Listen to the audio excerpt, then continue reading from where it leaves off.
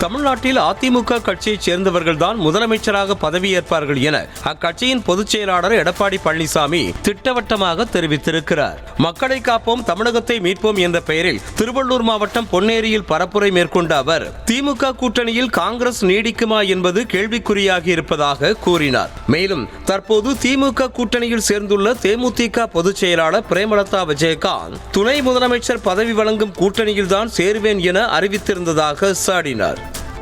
இன்னைக்கு நம்முடைய கூட்டணிக்கு அதிமுக தான் தலைமை தாங்குது. நம்முடைய கூட்டணி வெற்றி பெற்று அதிமுக தான் ஆட்சி அமைக்கின்றது.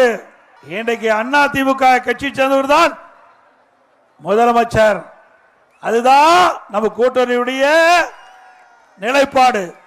திமுக கூட்டணி அப்படியா இருக்குது? இல்ல, இப்போ பங்கு கேட்க ஆரம்பிச்சுட்டாங்க.